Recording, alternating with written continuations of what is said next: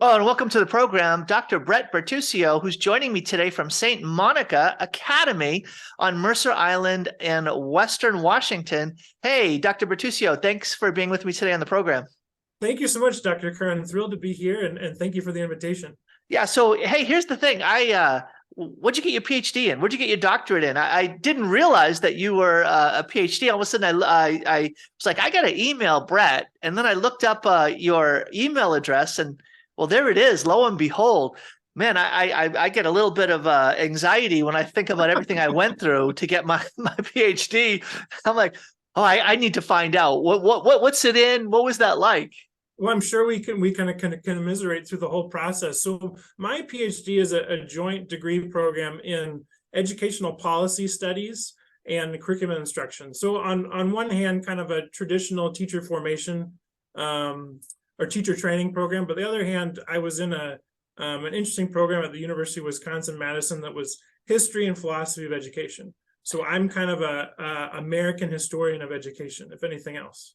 You're an education nerd, right? Absolutely, 100%, 100%. Actually, I think I call it that, but on the other hand, I think I want to say it this way: God planted you to gain an expert level of insight into the history of education and the philosophy of education.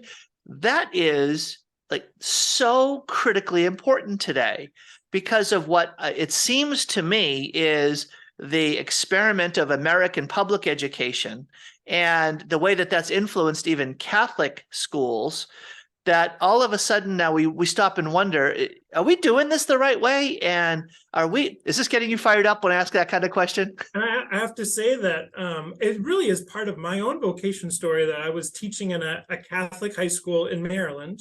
And the impetus, the provocation for me to pursue doctoral study was really, we did all these things with the assumption, often unexamined, that to be excellent was to look like the public schools.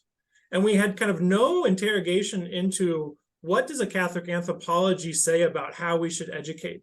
And this big question of how did we get here? Why would we do this in a way that to many people seemed obvious? And the dumbest and most expensive way to answer a question is to get a PhD.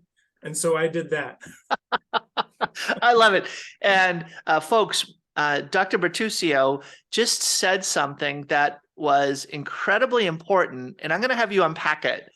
Brett, you said maybe we should interrogate whether the educational system that we have given ourselves over to is connected to, rooted in, or expresses a Catholic anthropology, and shouldn't that influence how we educate our kids? Now, you said it more succinctly than I just said it, but folks, did you hear what he just said? What in the world is Catholic anthropology, and what does that have to do with an educational choice? Yeah, I think the thing for parents to remember when they're making any sort of educational decisions for their child is your child will be educated wherever you go. The only question is, what messages will they receive, either explicitly or implicitly, about who the human person is, who and what the human person is made for. What does it mean to be happy? Where does my happiness lie? And so often in kind of contemporary American education, we assume that education is about mere cognitive power. We often think that the primary end or end of education is something to do with the professional life. But in that, we really lose this question of who I am, who is Christ, what is my life meant for?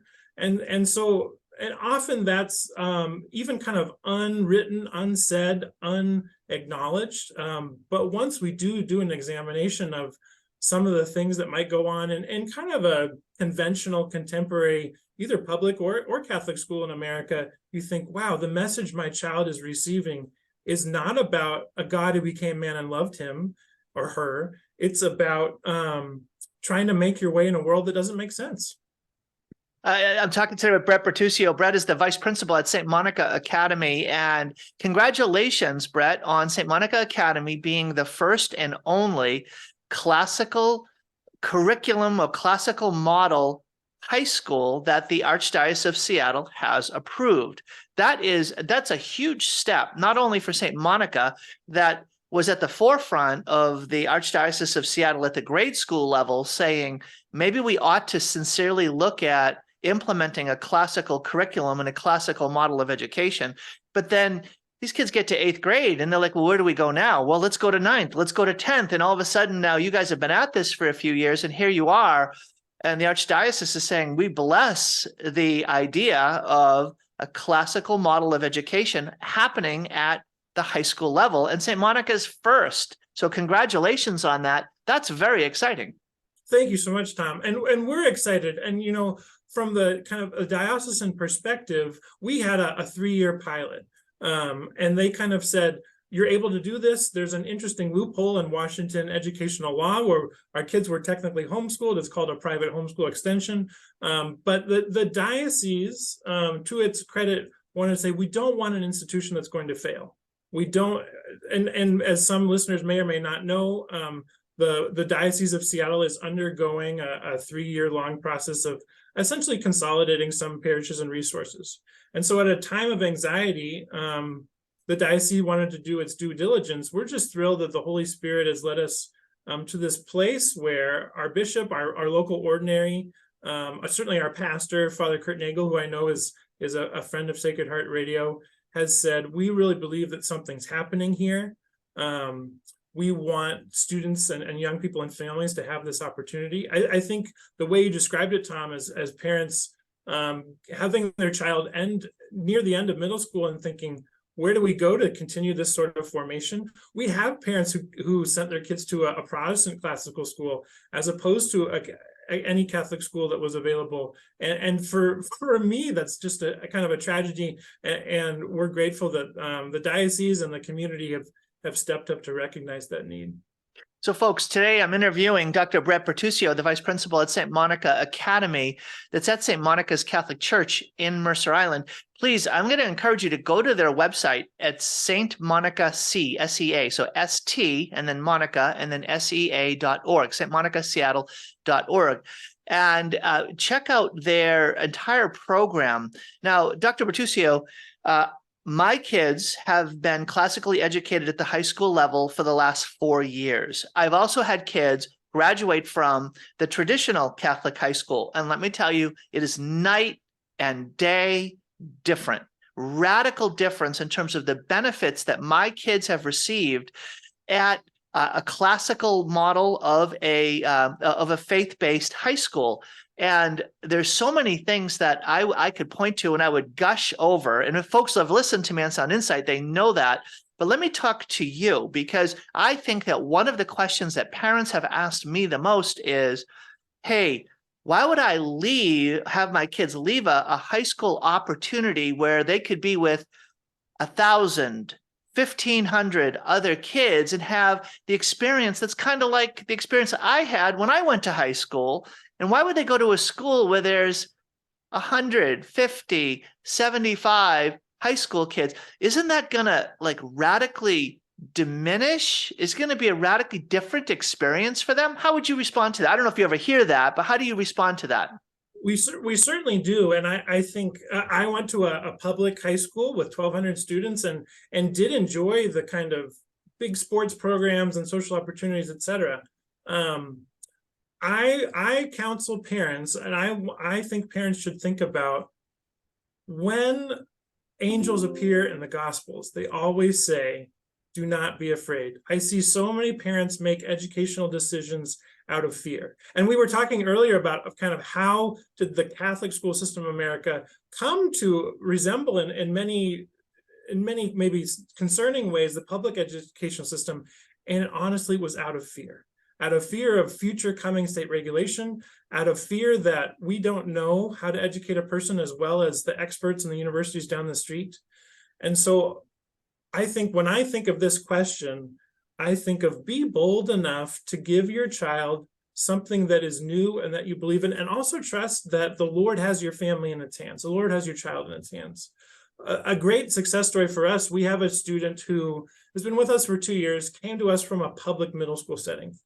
And she told us, I went to a school of 400 kids. At the lunch table, I sat alone.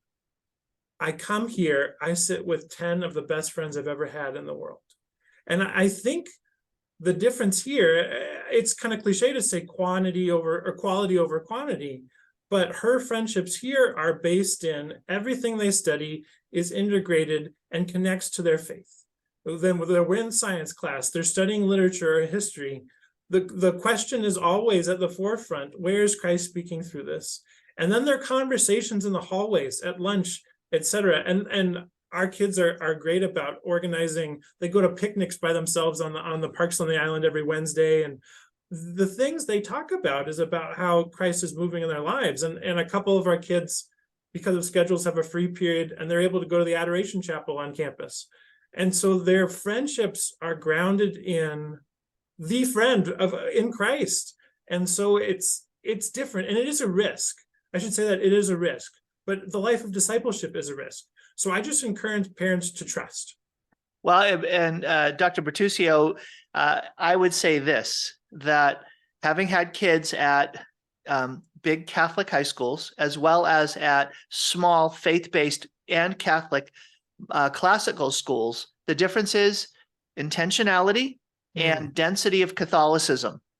That at the big Catholic high schools, that because they're open with an evangelistic opportunity for anyone to come in, what actually happens, until you prove to me it doesn't, is that the anti-Catholic spirit of the current age dominates in the halls, not, I'm saying, in the classroom by the teachers and the administrators, but by the kids themselves. They have been more effectively evangelized by TikTok and social media platforms than we have done to evangelize them with a Catholic Christian worldview. So good Catholic kids, even in Catholic high schools, get overwhelmed by the spirit of the age. That does not happen at St. Monica's Academy. That does not happen in intentional efforts to disciple kids that happen in classically based Catholic high schools. I know that from having worked with a handful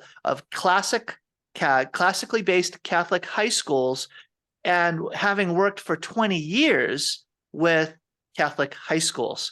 That's the difference, parents. If there's an area in our lives where we ought to be concerned, if not afraid, it's who's evangelizing my kids. You send your kids to St. Monica's Academy, you're going to have your kids surrounded by other kids that come from families like yours that are being intentional and saying, we want you to be discipled. And if you're going to be in a smaller space to be discipled more intensely with a density of Catholicism, that's where you're going to flourish in life. And if that means surrendering being part of a bigger school, it's for the sake of your faith, your flourishing, and your well-being. I think that's really That's well kind of said. how I feel. No, I think that's very well said. And I think that's what we are building. And exactly what you said about families. I worked at kind of big conventional Catholic K-12 institutions, and well, I worked at Benedictine College for a little while, which is a special institution, a beautiful place. But what I see is here, the families all know each other, and the families all do things outside of kind of the normal school day. And it's this group of families that is raising children. It's not, as you say, the culture is enormously powerful. And I can't claim that our kids are totally immune from it, but I can claim that they're aware and they're supported in the best way that they can be here on campus and then in their families. One of the things that I've said on the radio for a number of years now is following after insights from Pope Benedict, when he talks about the idea of these islands of Christianity. And I really believe that the Lord is raising up classical grade schools and high schools like St. Monica's Academy and like St. Monica's School, now classically modeled, to be one of those islands. So in my own sense is, it's a Benedict option. For those who are in Western Washington, those who have the ability to reach St. Monica's, please consider, just go and see St. Monica's Academy. Go and talk to Dr. Bertucio. Just drink in the atmosphere and see if what we're saying is true, if it's exaggerated, or if in fact we're underselling it. Because what's at stake is the peaceful well-being of your precious sons and daughters when they reach the high school level. There is so much at stake, and it's going to get harder. You'll want to be grouping up together with other parents who have similar vision, values, and are willing to be determined and intentional in their efforts to build a culture at St. Monica's Academy. Dr. Bertucio, you can respond to that, and I'll give you the last word. Thank you. Tom, you've said a lot of beautiful things, and I really appreciate the opportunity to be here on your show. I think I was, for better or for worse, Jesuit educated. I went to Boston College, and one of my classmates said, the best priests I know are Jesuits, the worst priests I know are Jesuits, which I think Ignatius would be okay with. What I keep thinking of when in our current culture and in kind of I know even in our diocese, it feels like every week, every month, there's kind of a crisis or a scandal, and not that we should be surprised, we're living in the world. But in this kind of time, I think of Ignatius's meditation on the two standards. There's the standard of the enemy, and there's a standard of the good spirit. And daily, we're asked to make a discernment.